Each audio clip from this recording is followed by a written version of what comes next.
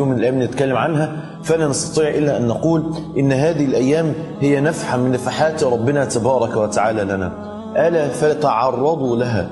الأيام دي هي الأيام اللي ربنا سبحانه وتعالى أتم فيها النعمة على نبي الله موسى وعلى نبي الله محمد صلى الله عليه وسلم.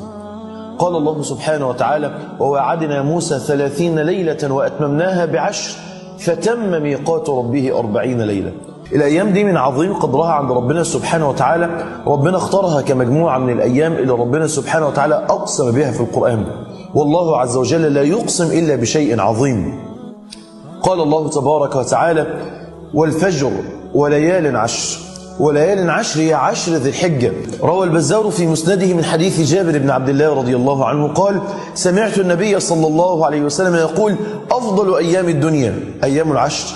في رواية للبيهقي: ما من عمل أزكى عند الله ولا أعظم أجرا من خير يعمله الإنسان في 10 الأضحى، أي في 10 ذي الحجة.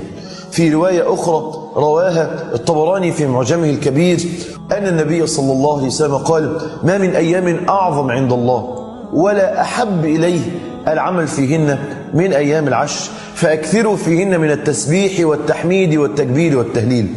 هو إيه اللي بيميز هذه الأيام عن غيرها من الأيام؟ واحد، ربنا سبحانه وتعالى جمع في هذه الأيام أمهات العبادات، الصلاة والصيام والحج والصدقة، كما قال الحافظ ابن حجر رحمه الله.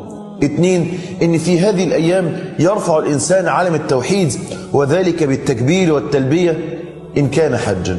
الأمر الثالث، إن العمل الصالح في هذه الأيام هي أفضل الأعمال، هو من أفضل الأعمال عند الله عز وجل.